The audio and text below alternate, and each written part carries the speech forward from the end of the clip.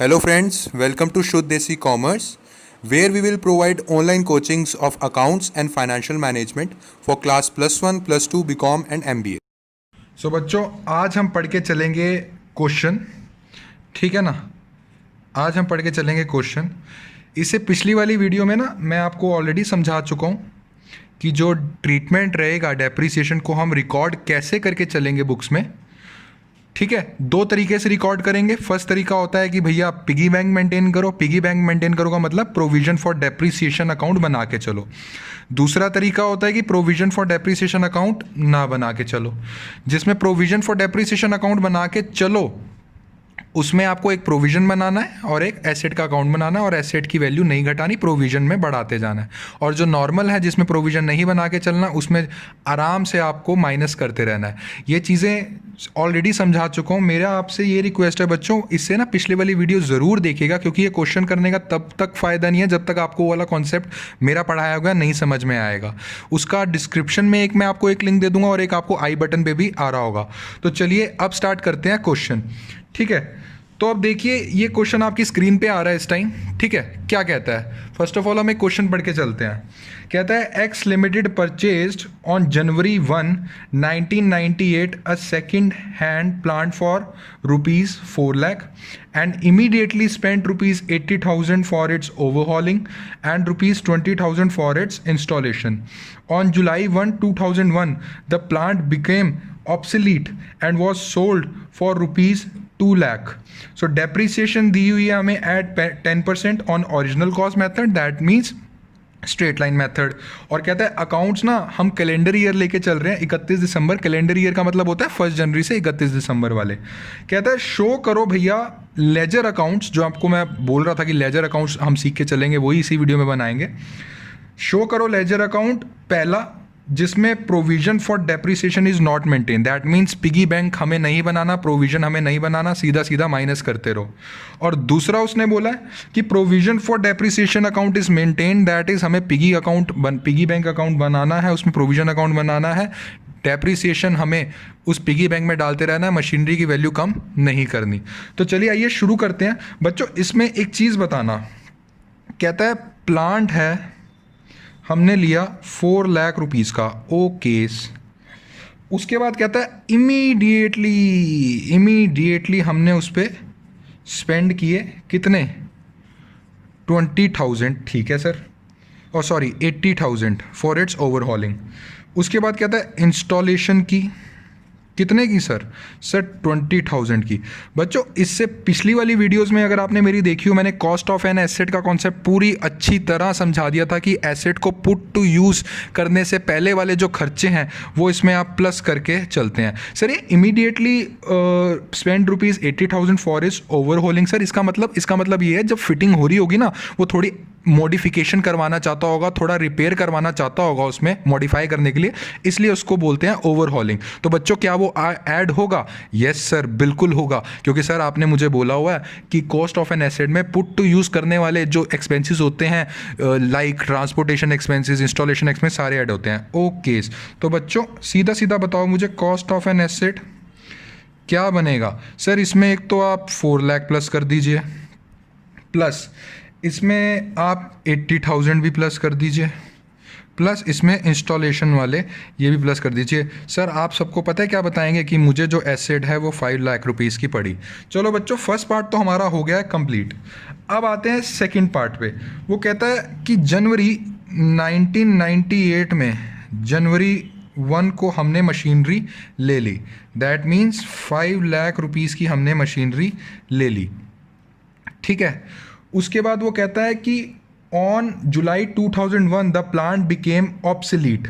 ठीक है, तो धीरे धीरे लिख के चलते हैं। जनवरी 1 का 1999 भी आएगा, ठीक है, जनवरी 1 का 2000 भी आएगा, और जुलाई 1 को उससे हमने बेच दिया, तो हम जुलाई 1 तक के अकाउंट बनाएंगे, उसके बाद क्यों बनाएंगे, है ना।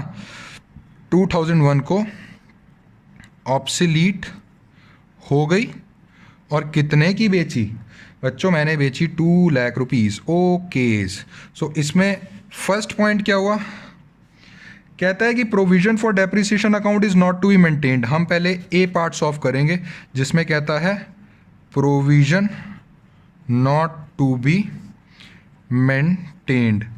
ओरली अगर बता के चलूँ, इसमें क्या करोगे, एक अकाउंट बनेगा सर, आपने रूल में लिखवाया हुआ है वन अकाउंट। कौन सा सर, मशीनरी का अकाउंट बनेगा, दैट मीन्स प्लांट का, sorry plant account will be maintained. ठीक है, डेप्रिसिएशन चार्ज करो और माइनस करते रहो उतने से प्लांट अकाउंट को। ठीक है, और तीसरी बात सर, कुछ नहीं, तीसरी बात सिंपल बोला है कि सेल कर दी तो हम देख लेंगे सर कितना लॉस हुआ या प्रॉफिट हुआ। ठीक है ना, वो तो हम देख लेंगे। चलिए आइए बच्चों, अब हम सॉल्व करके चलते हैं प्रॉपर क्वेश्चन। मेरे को पूरा बिलीव है कि आपको ये चीज़ तो पूरी क्लियर होगी जो मैंने आपको समझाई है। जब भी आपने क्वेश्चन करना ना, ऐसे बना लेना आपने पहले से, ताकि आपको पता लग जाए। तो चलिए अब हम क्वेश्चन स्टार्ट करते हैं बच्चों। ये आपके सामने ना मैंने अकाउंट बना के पहले से ही रख दिया है। जो बिगिनर्स हैं no need to take any tension. ये ना एक तरह से लेजर अकाउंट होता है, ये इसमें एक साइड डेबिट होता है, एक साइड क्रेडिट होता है। ठीक है, तो जिनको अकाउंट्स ऑलरेडी पता है उनको पता है ये प्लांट अकाउंट का एक तरह से हम लेजर अकाउंट बनते हैं। चलो भैया, चलो बच्चों अब स्टार्ट करते हैं अपनी क्वेश्चन के हिसाब से। डेट के हिसाब से चलना, कोई प्रॉब्लम वाली बात नहीं है इसमें। जो जो दिया हुआ लिख देना, खत्म हमारा क्वेश्चन है। सर ऐसे होता है? बिल्कुल ऐसे होता है।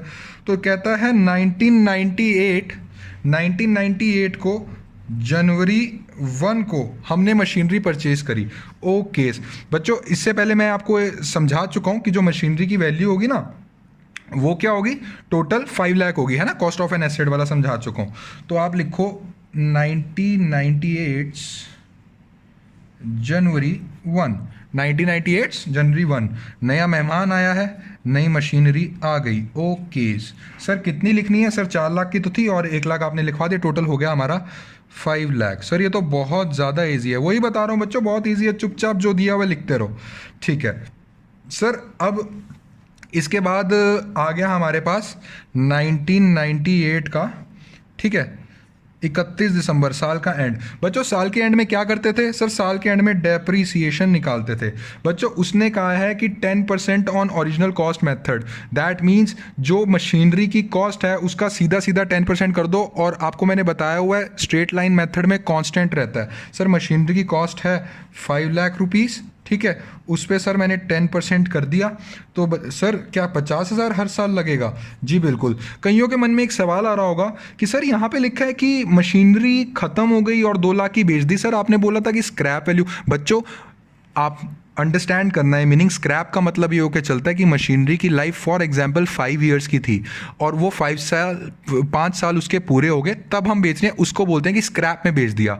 इसमें पढ़ो क्या लिखा है कि मशीनरी बिकेम ऑब्सोलीट, मशीनरी अचानक अपनी लाइफ से पहले ही खराब होगी और उसको 2 लाख का बेचना पड़ा। इससे स्क्रैप वैल्यू का कोई लेना देना नहीं है, क्योंकि आपको पता है in SLM method depreciation is equal to cost of an asset minus scrap value upon में एस्टिमेटेड लाइफ। बट यहाँ स्क्रैप वैल्यू है ही नहीं, तो वो जगह आप जीरो रखेंगे, यहाँ सीधा रेट दे दिया 10%, इस रेट पे हर साल आप लगाते रहो। तो बच्चों आ गया हमारा 31 दिसंबर 1998 का साल आ गया हमारा लास्ट में। चलिए सो हैप्पी न्यू ईयर करने से पहले हम बाय डेप्रिसिएशन तो निकाल लें, क्योंकि सर ने हमें समझाया हुआ है कि डेप्रिसिएशन हर साल के एंड में लगना ही लगना है। चलिए, और ये बच्चों याद रखना ये फर्स्ट मेथड है जिसमें पिकी बैंक नहीं बना रहे हैं, सीधा डेप्रिसिएशन की उससे माइनस कर दोगे। तो बच्चों अब आपकी जो मशीनरी 5 लाख रुपए की थी उसमें से 50,000 आपने माइनस कर दिया, तो साल के एंड में आपके पास कितना बैलेंस CD बचा? बैलेंस CD मतलब कितना बैलेंस बचा मशीनरी का, जो कि मैंने आपको समझाया था, माइनस करना है डेप्रिसिएशन। सर हमारे पास 4,50,000 पे बैलेंस रह गया। बच्चों इसको फिनिश कर देते हैं ऐसे करके ना, टोटल फाइल है, ये टैली करना चाहिए। जब लेजर पढ़ेंगे ना आपको और क्लियर हो जाएगा, ये टैली होना चाहिए। ये हो गया 5 lakhs। ओके सर, अब हमें अगले साल जाना है।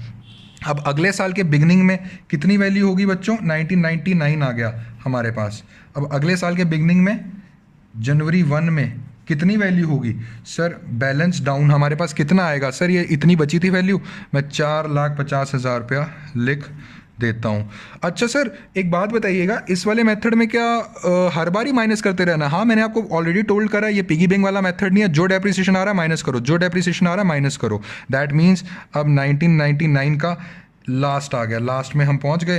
दैट मीन्स दिसंबर 31, फिर डेप्रीसिएशन लगा दो, और डेप्रीसिएशन हमने पता ही है, स्ट्रेट लाइन मेथड है, कांस्टेंट रहेगा कितना, 50,000 रुपया। ठीक है, तो बच्चों दिसंबर 31 को ही 1998 के कितनी वैल्यू रहेगी मशीनरी की? सर इसकी वैल्यू रहेगी 4 लाख। 4 लाख 50 थी, 50 माइनस कर दिए एज पर मेथड जो बोलता है कि सीधा सीधा माइनस करते रहो, और बाय मैं कर दूंगा ये CD। कितना बैलेंस बचा? बाय बैलेंस CD कितना बचा? 4 लाख। इसको टैली ज़रूर करवाते हैं जी हम। 4,50,000 एंड 4,50,000। चलिए आइए अब दूसरे साल में चलते हैं। ये थोड़ा सा मैं लाइन खींच लूँ। हाँ जी, दूसरे साल में 2000 की स्टार्टिंग में कितना बैलेंस ब्रॉड डाउन आया है? BD को हम बोलते हैं बैलेंस्ड ब्रॉड डाउन। हमारा 1998 हो गया, हमारा 1999 हो गया। अब हम चलते हैं 2000 में। सर 4 लाख रुपए आया था, इस पे सर फिर से लग जाएगा। बिल्कुल बच्चे समझना शुरू हो गए हैं कॉन्सेप्ट। अब इस पे डेप्रीसिएशन लगा दो। कितनी? सर डेप्रीसिएशन आपने बताई हुई है, रेगुलर है 50,000 रुपया। ठीक है, बिल्कुल सही जा रहे हैं बच्चों। और सर 2000 के एंड में 4 लाख में से 50,000 माइनस करा, सर बचा कितना? 3,50,000।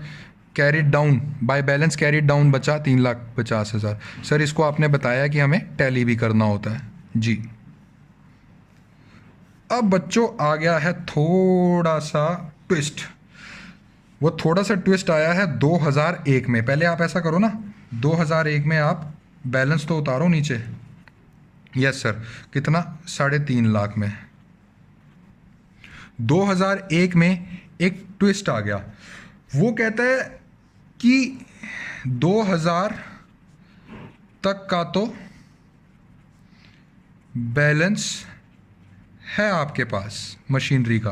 कितना है 2001 तक का? सर हमने 3.5 लाख रुपया लिख दिया था, कैरी डाउन करके ब्रॉड डाउन ले आए थे 3.5 लाख। कहता है कि 2000 दिसंबर 31 लिख लेता हूँ और 2001 जुलाई लिख लेता हूँ।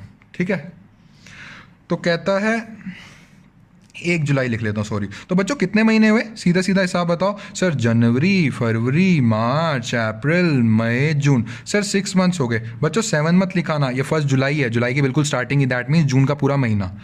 तो वो कहता है कि इस डेट पे ना 1 जुलाई 2001 को हमने 2 लाख रुपए की मशीन सेल कर दी। आप कहोगे ठीक है, बढ़िया है, कर दो सर, कर दो इसको। हम कर देते हैं। कितने की हमारी इस टाइम डेप्रिसिएशन कितना लगा के कितनी हमारी वैल्यू बची है? सर 3.5 लाख की तो बची है, देख लेते हैं, हमें तो 1.5 लाख का फायदा हो गया। नहीं नहीं नहीं नहीं बच्चों, पॉइंट टू बी नोटेड, 31 दिसंबर से लेकर 1 जुलाई के बीच में भी तो डेप्रिसिएशन निकालेंगे ना सर आप बताओ बच्चों, मैं सही कह रहा हूँ कि गलत? मैं मानता हूँ बच्चों डेप्रिसिएशन हर साल के एंड में निकालते हैं, बट बच्चों इस क्वेश्चन में देखो ना, 1 जुलाई को ही उस मशीन की जो प्रेजेंस है वो खत्म हो रही है, वो जा रही है, वो हमें टाटा बाय बाय बोल रही है मशीन, तो वहाँ तक का तो डेप्रिसिएशन निकालना बच्चों बिल्कुल पड़ेगा ही पड़ेगा। तो हम क्या कहेंगे कि ये जो 50,000 रुपया है, ठीक है, ये 50,000 जो था ये 12 महीने का था, 1/12। हम 1 महीने का निकाल लेंगे। अब हमें कितने का चाहिए? हमें 6 महीने का चाहिए। 6 1 जा 6 2 जा, ये बच्चों हमारे पास आ गया 25,000 रुपया। Oh my god, 25,000 is the depreciation from December 31 2000 to 1 July 2001. It's the depreciation from 31st December 2000 1 July 1. That means machinery की वैल्यू जो हमने 2001 में कैरी फॉरवर्ड की थी, कितने की? 3,50,000 की, उसमें से 25,000 हम माइनस कर दें बच्चों, कितना आएगा? ये आएगा 3,25,000 रुपया। और हमने मशीनरी सेल कितने में करी? वो क्या बोल रहा है क्वेश्चन में पढ़िए, and was sold for on July 1, जब इसकी वैल्यू 3,25,000 होगी, was sold for 2 lakh rupees. बच्चों दैट मीन्स अगर 3,25,000 की चीज़ है और 2 लाख में हमने बेच दी बच्चों, 1,25,000 का तो बच्चों में लॉस हो गया ना। ये बात बिल्कुल क्लियर है। और जब आप क्वेश्चन करेंगे ये सारी चीज़ें आप नोट्स में ऐसे लिख के आएंगे ताकि आपके टीचर को पता लग दे कि बच्चे ने 1,25,000 का लॉस कैसे निकाला। अब बच्चों आइए हम ट्रीटमेंट करके चलते हैं इसका, ठीक है। यहाँ तक हम पहुँचे थे, तो इसमें कितना बैलेंस था? 3.5 लाख रुपया, है ना। 3.5 लाख रुपया इसमें बैलेंस था। 3.5 लाख इसमें बैलेंस था और इसमें से 25,000 हमने माइनस करे थे तो 3,25,000 हो गए और सेल कर दी 2 लाख में, लॉस हो गया 1,25,000 का। आइए इसका ट्रीटमेंट कैसे करते हैं देखिए। अब हम लिखेंगे 2001, बिल्कुल लिखेंगे। अब हम 31 दिसंबर ही लिखेंगे, 31 दिसंबर को तो कुछ है ही नहीं, खत्म हो गया सब कुछ। अब हम लिखेंगे जुलाई 1 को जी अब सारी मूवी चलेगी। जुलाई 1 को क्या मूवी चलेगी? फर्स्ट ऑफ ऑल मैं लगाऊंगा बाय डेप्रीसिएशन। कितना डेप्रीसिएशन कैलकुलेट किया था बच्चों? मैंने किया था डेप्रीसिएशन 25,000 रुपये। कब तक का? 31 दिसंबर 2000 से लेकर 1 जुलाई 2001 का। कितना किया था बच्चों? सर आपने किया था 25,000 रुपया। जुलाई 1 को ही मैंने उसको बेच दिया। कितने में बच्चों? मैंने उसको बेचा 2 लाख रुपए में। एंट्री क्या होगी? Bank account debit to plant account. Plant कर गया हमें बाय बाय और हमें उससे पैसे रिसीव हो गए 2 लाख रुपए, तो एंट्री होगी bank account debits to plant account, bank account debit to plant account. तो बच्चों क्या हुआ? 2 लाख रुपए। सर वो भी तो याद करवाओ ना जो हमने लॉस हुआ है। बिल्कुल बच्चों, लॉस जुलाई 1 को ही हुआ है। कितने का लॉस हुआ है? सर हमें लॉस हुआ है 1,25,000 रुपये का। जब 1,25,000 का लॉस हुआ, लॉस को हम हमेशा डेबिट करते हैं क्योंकि हमारा रूल होता है अकाउंटिंग का। जो नॉमिनल नेचर की एंट्रीज होती है ना, वो कहती है डेबिट ऑल द लॉसेज। ये हमें लॉस हुआ तो एंट्री क्या बैठी? Bank account debit, loss account debit to हमें प्लांट अकाउंट। प्लांट हमें लॉस भी दे गया और थोड़ा बहुत कैश भी दे गया, तो हम इस लॉस को कहाँ ट्रांसफर करेंगे? Profit and loss account. मैं P&L लिख रहा हूँ but profit and loss account. Okay खत्म बच्चों, खत्म क्वेश्चन। इसको टैली कर दो। अगर ये आपकी चीज़ टैली हो जाए तो दैट मीन्स आपका क्वेश्चन बिल्कुल खत्म हो चुका है। ये 2 लाख प्लस 1,25,000 होते हैं 3,25,000, 3,25,000 प्लस 25 होते हैं 3.5 लाख। अरे सर ये मेथड था क्या? हाँ बच्चों सिर्फ ये था। कितना लॉजिकली हमने समझा। ये भी हो गया हमारा, ये भी हो गया, ये भी हो गया। एंड बच्चों नोट्स ज़रूर लिख के आने हैं एग्जाम में। मैं आपको पहले बता दूं इसके भी मार्क्स में आपको मिलते हैं। ये चीज़ पूरी एक्सप्लेन करके आनी है आपको, ठीक है? तो बच्चों ये था हमारा फर्स्ट मेथड जिसमें प्रोविजन अकाउंट नहीं बनाना पड़ता। एंड गाइस इसी का ही जो सेकंड मेथड है ना, जिसमें हम पिगी बैंक जो है उसको मेंटेन करके चलेंगे। दैट मीन्स जो प्रोविजन फॉर डेप्रीसिएशन अकाउंट है उसको मेंटेन करके चलना है, वो बच्चों हम सेकंड वीडियो में सीख के चलेंगे। एंड बच्चों इस वीडियो में जो फर्स्ट मेथड है जिसमें कोई डेप्रीसिएशन अकाउंट अलग से प्रोविजन अकाउंट नहीं बनाना, वो मेंटेन नहीं करना, अगर आपको उसमें कोई भी डाउट है तो ज़रूर कमेंट कीजिए कमेंट सेक्शन पे। And guys do follow my page on Instagram, उसका लिंक मैंने डिस्क्रिप्शन में भी दे दिया है। वहाँ मैं रोज़ के रोज़ updates regarding my upcoming videos डालता रहता हूँ। And guys do like share and subscribe. Thank you.